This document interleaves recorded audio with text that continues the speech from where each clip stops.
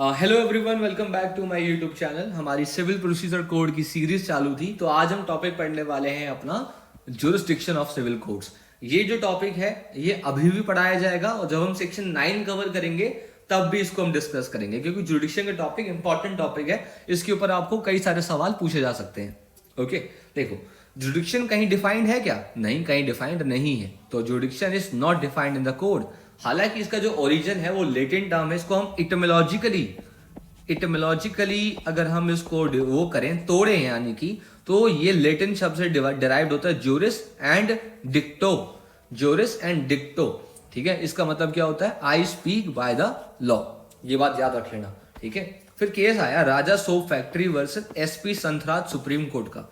इसके अंदर क्या बोला गया कि जो जुडिक्शन है, जुडिक्शन क्या मतलब, आपको एग्जांपल समझाता हूं ताकि आपको याद रहे चीज। मान लो ये एक कोर्ट है, ठीक है। अब इस कोर्ट की एक अथॉरिटेटिव पावर है, अथॉरिटेटिव पावर है। अभी अथॉरिटेटिव पावर किस चीज की है? या तो केस को सुनने की या तो केस को डिटरमाइन करने की, ठीक है। क्या केस मतलब? मैटर जो है हमारा सब्जेक्ट मैटर, उसको डिटरमाइन करने की। तो इस अथॉरिटेटिव पावर का जितना भी एक्सटेंट होगा ना, उसे हम कहेंगे जुडिक्शन, ठीक है। तो jurisdiction means the extent of the authority of a court to hear and determine a cause or a matter prescribed. अब उसको हम किस नजरिए से देखते हैं? तीन चीजों से। या तो सब्जेक्ट मैटर के रेफरेंस में देखते हैं, या पेक्यूलरी वैल्यू के रेफरेंस में देखते हैं, या लोकल लिमिट के रेफरेंस में देखते हैं। तो ये आंसर आपको एज इट इज याद करना है, कहीं भी आपको पूछा जा सकता है। It is the power of the court to entertain and decide the matters before it. और दूसरी लाइन ये है कि ये एक कोर्ट की पावर होती है उसके आगे जो प्रस्तुत मैटर होते हैं उसको एंटरटेन करने की और उसको डिसाइड करने की। अगर किसी कोर्ट के पास पावर है जो उसके पास मैटर आए हुए हैं उनको डिसाइड करने की और एंटरटेन करने की, तो उस पावर का नाम दिया जाता है ज्यूरिसडिक्शन, ठीक है। एक बात ये हो गई। दूसरी बात क्या बताई थी सर आपने? जब जुडिक्शन का मतलब ये होता है कि एक कोर्ट की जो अथॉरिटी है उसका एक्सटेंट कितना है। उसका एक्सटेंट किस चीज का? अथॉरिटी किस चीज की है? वो हियर करने की, डिसाइड करने की एक कॉज को या एक मैटर को जो उसके आगे प्रिस्क्राइब करा गया है। और उसको किस रेफरेंस में देखते हैं हम देखते हैं सब्जेक्ट मैटर के रेफरेंस में, पेक्यूलरी वैल्यू के रेफरेंस में और लोकल लिमिट के रेफरेंस में। क्लियर हो गया? ओके, अगला क्वेश्चन आता है हाउ द जुडिक्शन इज डिटरमाइंड। तो जुडिक्शन जो है कैसे डिटरमाइन की जाती है? एक लाइनर का क्वेश्चन है। प्लेंट के अवर्मेंट्स को देखते हैं, प्लेंट के फैक्ट्स को देखते हैं और वहां से कोर्ट डिसाइड करता है कि वेदर इट हैज जुडिक्शन और नॉट, ठीक है। और प्लेंट जो है अगर मान लो क्लमजिली ड्राफ्ट करा गया है, ठीक है, वो फॉर्मेट उसका सही भी नहीं है, कोई प्रॉब्लम नहीं है। कोर्ट जो है सब्सटेंस ऑफ द प्लेंट देखता है, ना कि the form. Court does not look over the form of the plaint, court looks over the substance of the plaint to decide whether it has or it has not the jurisdiction, ठीक है। आगे सुनो, who will decide the jurisdiction. देखो अगर आया question है who will decide the jurisdiction, तो every court has an inherent power to determine it whether it has or it has not, ठीक है। अगर मान लो डिफेंडेंट ने ऑब्जेक्शन ना भी लिया कि सर प्लेंटिव की तो जुडिक्शन है ही नहीं, यहाँ पे डिफेंडेंट ने ऑब्जेक्शन नहीं लिया, तो भी कोर्ट की ड्यूटी बनती है ये चेक करने की कि क्या भाई साहब मेरे पास जुडिक्शन है या नहीं है, ठीक है। और ये चेक करने के लिए इशू बनाया जाता है। इस इशू का नाम दिया जाता है प्रिलिमिनरी इशू, ठीक है। और ये इशू पे जजमेंट भी आती है और ऑर्डर नंबर 14 इससे डील करता है। हम बाद में बात करेंगे इसके बारे में, ओके। अच्छा, क्वेश्चन आया कि क्या पार्टी आपस में कंसेंट देके किसी की जुडिक्शन कन्फर कर सकती है? नहीं, ना ही पार्टी कन्फर कर सकती है, ना ही पार्टी टेक अवे कर सकती है। Consent can not confer or take away the jurisdiction of the court. ये प्रॉपरली लेजिस्लेटिव प्रोसेस है। और कौन कन्फर करता है जुडिक्शन को? स्टेट गवर्नमेंट कन्फर करती है, ठीक है। स्टेट गवर्नमेंट कन्फर करती है। और ये केस याद कर लो, बड़ा लैंडमार्क केस है, AR अंटुले वर्सेस RS नायक का, बड़ा लैंडमार्क केस है ये, ठीक है। किसी भी तरीके का वेवर, किसी भी तरीके का एक्विजेंस मतलब एक्सेप्टेंस, किसी भी तरीके का एस्टॉपल क्रिएट नहीं कर सकता जुडिक्शन को।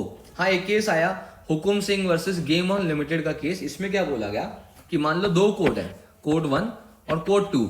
इस कोर्ट के पास भी पावर है, कॉम्पिटेंसी है, इसके पास भी कॉम्पिटेंट पावर है। अब पार्टीज एग्री कर सकती हैं कि किस कोर्ट में जाया जाए, ठीक है। फिर वो एग्रीमेंट वैलिड होगा। अब एक केस आया किरण सिंह वर्सेस चमन पासवान। ये भी बड़ा लैंडमार्क केस है, बड़ा इंपॉर्टेंट केस है, ठीक है।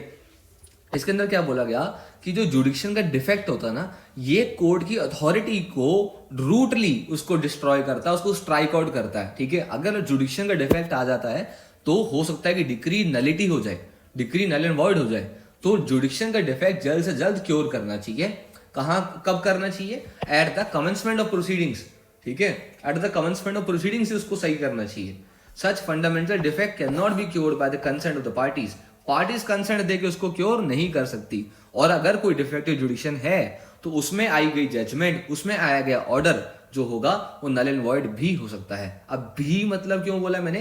क्योंकि देखो 3 तरह की जुडिक्शन होती है, टेरिटोरियल नेचर की, पेक्यूनरी नेचर की और सब्जेक्ट मैटर नेचर की। ठीक है, अब इसके अंदर क्या होगा कि अगर इन दोनों में है, टेरिटोरियल और पेक्यूनरी में अगर कोई डिफेक्ट है तो वो तो क्योरेबल है। ठीक है, उसे हम कहते हैं इरेगुलरिटीज। इरेगुलरिटीज जहां भी शब्द आ जाए ना वो क्योरेबल होती है। ठीक है, और एक होता है इलीगैलिटीज। इलीगैलिटीज अगर कहीं भी आ जाए तो वो वॉइड होती है। अब सब्जेक्ट मैटर जुडिक्शन नहीं हो और लेकिन आप फिर भी केस लड़ रहे हो तो वो हो गया इलीगैलिटी। और टेरिटोरियल या पेक्यूनरी डिफेक्ट हो तो वो हो गया इरेगुलरिटी। इरेगुलरिटी जो होगा वो अनक्योरेबल और क्योरेबल होता है। ठीक है, ओके। अब बात करते हैं हमारा काइंड ऑफ जुडिक्शन के बारे में। पेक्यूनरी जुडिक्शन के बारे में सबसे पहला आता है। पेक्यूनरी मतलब मॉनेटरी बेसिस के ऊपर हम देखते हैं कि क्या कोर्ट के पास जुडिक्शन है या नहीं है। ठीक है, देखो सेक्शन 6 कहता है कि court will have jurisdiction only over those suits the amount or value of the subject matter of which does not exceed the pecuniary limits of its jurisdiction. अब देखो अगर मान लो पेक्यूनरी लिमिट एक्सीड भी कर जाए तो क्या विशिएट हो जाएगा ट्रायल? नहीं विशिएट होगा, क्योंकि ये मेयर इरेगुलरिटी है। Procedure is the handmade of justice, उसको क्योर करा जा सकता है। ठीक है, तो सेक्शन 6 कहता है उन्हीं कोर्ट के पास जुडिक्शन होगी जिनका अमाउंट जो है सब्जेक्ट मैटर का या वैल्यू का वो उनकी खुद की पेक्यूनरी लिमिट से एक्सीड ना करे। अभी हम सेक्शन 6 के बारे में अच्छे से पढ़ेंगे, लेकिन मैं आपको फिर भी बता देता हूं कि सेक्शन 6 में पेक्यूनरी लिमिट कैसे डिसाइड की जाती है। इसके 2 एक्ट आते हैं हमारे पास। एक आता है कोर्ट फी एक्ट और एक होता है सूट वैल्यूएशन एक्ट। इससे आप अपनी सूट वैल्यूएशन करते हो, इससे अपना कोर्ट फी डिसाइड करते हो कितना कोर्ट फी आपको पे करनी है। फिर आप अपने प्लेंट के अंदर फैक्ट लिखते हो, एक प्लेंट के अंदर एक फैक्ट लिखते हो कि that the court has जुडिक्शन over the subject matter. फिर कोर्ट देखता है कि वेदर इट हैज और वेदर इट इज नॉट। और कितनी डिसाइड की जाती है, कैसे डिसाइड की जाती है, ये स्टेट गवर्नमेंट डिसाइड करती है। स्टेट गवर्नमेंट हर कोर्ट की जुडिक्शन को डिसाइड करती है। जैसे एग्जांपल अगर हम राजस्थान कोर्ट की बात करें तो राजस्थान में 500 से नीचे वाले जो केसेस हैं, ठीक है, वो सारे के सारे स्मॉल कोर्सेज डील करता है। 500 से 25,000 के जो ऊपर के केसेस हैं वो सारे सिविल जज करता है। 25,000 से लेकर 5,000 तक के सिविल जज सीनियर डिवीजन करता है। और ऊपर के 50,000 से ऊपर के सारे केसेस डिस्ट्रिक्ट कोर्ट को दिए गए हैं। ठीक है, और अगर उस एरिया में स्मॉल कोर्स कोर्ट नहीं है और मामला 500 से नीचे का है तो फिर वो कोर्ट सिविल जज को दे दिया जाएगा और सिविल जज जो है उसको फिर सुन सकते हैं, जूनियर डिवीजन वाले, जो कि आप बनने वाले हो। ओके, तो इस सेक्शन 6 के साथ हम पढ़ते हैं सीधा सेक्शन 15।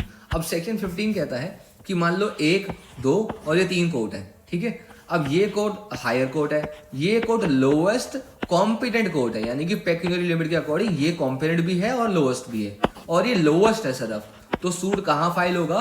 सूट यहां फाइल होगा। अब एक बात और बता दूं आपको मैं कि अगर मान लो सूट यहां फाइल हो जाए तो ये क्या हो गया? इरेगुलरिटी हो गई, कोई प्रॉब्लम नहीं है। लेकिन अगर यहां फाइल हो जाए ना, यहां फाइल हो जाए जिसके पास जुडिक्शन है ही नहीं, ठीक है, तो वो डिक्री नलिटी हो जाएगी, ये डिक्री नलिटी हो जाएगी। इस डिग्री में कोई दिक्कत नहीं है। बड़े कोर्ट्स जो है, सुपीरियर कोर्ट्स जो है, इंफीरियर कोर्ट्स की जुडिक्शन को कैरी ऑन कर सकते हैं, कोई प्रॉब्लम नहीं है। लेकिन लोवेस्ट कोर्ट जिसके पास इनहेरेंट जुडिक्शन ही नहीं है तो वो कैरी नहीं कर सकता फिर। ठीक है, मामला सिविल जज का था, स्मॉल कोर्स कोर्ट सुन ले बैठ गए, क्या फायदा। ओके, अच्छा चल आगे बात करते हैं हम अपना टेरिटोरियल जुडिक्शन के बारे में। टेरिटोरियल जुडिक्शन के बारे में बोल रहे हैं आपने कि हर कोर्ट की एक अपनी सर्टेन लोकल लिमिट होती है जिसके बाहर वो अपनी जुडिक्शन को एक्सरसाइज नहीं कर सकता। And these limits are fixed by the statute. For example high court की जुडिक्शन क्या है? होल टेरिटरी की। डिस्ट्रिक्ट कोर्ट की जुडिक्शन क्या है? डिस्ट्रिक्ट की। सुप्रीम कोर्ट की क्या है? होल इंडिया की। ठीक है, तो ये होता है लोकल लिमिट्स कितनी है एक कोर्ट की, उसे कहते हैं हम टेरिटोरियल जुरिडिक्शन। अब बात करते हैं सब्जेक्ट मैटर जुडिक्शन के बारे में। It means different type of suits or subject matter which a court is competent to decide. एक कोर्ट जो है कौन से सब्जेक्ट मैटर के सूट, कौन से टाइप के सूट डिसाइड कर सकता है, वो उसकी सब्जेक्ट मैटर जुडिक्शन होती है. सर्टन कोर्ट्स के पास सिर्फ पर्टिकुलर सब्जेक्ट मैटर की होती है, जैसे इंसॉल्वेंसी कोर्ट के पास इंसॉल्वेंसी की, फैमिली कोर्ट के पास मैट्रिमोनियल डिस्प्यूट्स की. ठीक है, these courts can not decide other matters. अब फैमिली कोर्ट वाले SRA डिसाइड नहीं कर सकता, डिक्लेरेशन नहीं दे सकता, पार्टीशन नहीं कर सकता. तो decrees passed by the court if they are not having any subject matter jurisdiction then decrees a nullity. It amounts to inherent lack of jurisdiction. ये बड़ा इंपॉर्टेंट पॉइंट है, इसको मार्क कर लेना. ठीक है, okay. For example, family courts can only decide relating to family disputes. If the family court decide revenue dispute, then the decree passed will be a nullity.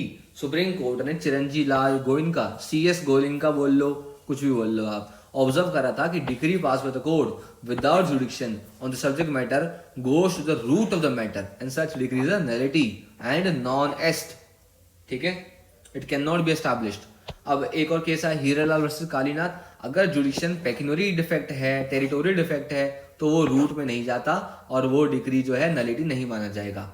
अब ऐसे ही jurisdiction of a civil court आएगा. Civil court की जो जुडिक्शन होगी, अगर वो उसके अंदर फॉल करता है तो वो एंटरटेनेबल है, अदरवाइज वो एंटरटेनेबल नहीं है. अब सिविल कोर्ट में सिविल होना जरूरी है ना, तो सिविल में अगर सिविल सब्जेक्ट मैटर ही नहीं होगा तो फिर वो कैसे एंटरटेन करेगा. तो हमने सिविल कोर्ट नहीं बोला, हमने बोला court of civil nature. Civil के नेचर जैसा भी हो कोई प्रॉब्लम नहीं है. सिविल तो एक लिमिटेड हो जाता ना कि ये प्योरली सिविल है, सिविल के नेचर जैसा भी हो.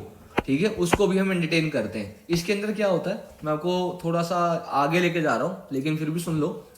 ये एक कोर्ट है, ये एक सिविल नेचर का सूट है. अगर या तो इसमें प्योरली सिविल होगा, ठीक है, जिसके अंदर सिर्फ एक ही क्वेश्चन होगा, सिविल क्वेश्चन. दूसरा क्वेश्चन क्या होता है, दो तरीके के क्वेश्चन आ जाएंगे. एक आएगा प्राइमरी क्वेश्चन, एक आएगा सेकेंडरी क्वेश्चन. अगर प्राइमरी क्वेश्चन हमारा जो है वो सिविल नेचर का है, सिविल है, और सेकेंडरी नेचर या तो हमारा रिलीजियस नेचर का है, या तो हमारा पॉलिटिकल नेचर का है, या कोई भी ऐसा नेचर का है जो कि सिविल नहीं है, जो कि सिविल नहीं है. तो अगर ऐसा कुछ हो रहा है तो हमने इसको तो सॉल्व करना ही है, लेकिन इनको सॉल्व करने के लिए ये सॉल्व करना भी जरूरी पड़ रहा है. तो कोई बात नहीं, तो सिविल कोड दोनों को सुन लेगा, कोई दिक्कत नहीं है. ठीक है, लेकिन अगर प्योरली सोशल नेचर के मामले हैं, सोशल नेचर यानी कि प्योरली रिलीजियस नेचर के, प्योरली पॉलिटिकल नेचर के, ठीक है, तो प्योरली एडमिनिस्ट्रेटिव नेचर के, तो फिर वो क्योंकि इसमें कोई सिविल नहीं है इंक्लूड, तो ये चीजें ट्राई नहीं होती. ठीक है, इसको और डिटेलिंग से हम सेक्शन 9 में कवर करेंगे. अच्छा, इतनी तो हमने पढ़ ली. इसके अलावा भी कोई जुडिक्शन होती है? हाँ बिल्कुल होती है. Civil jurisdiction, criminal jurisdiction, original, appellate, legal jurisdiction, equitable jurisdiction, exclusive jurisdiction, concurrent jurisdiction, ये सारे और भी नाम है जुरिस्डिक्शन के. तो गाइज हमारा यहाँ टॉपिक कवर होता है. आशा करता हूँ आपको ये टॉपिक समझ आया होगा. अगर कोई प्रॉब्लम है जरूर पूछना, क्योंकि धीरे धीरे और ज्यादा कॉम्प्लेक्स होती जाएगी हमारा सिविल प्रोसीजर कोड.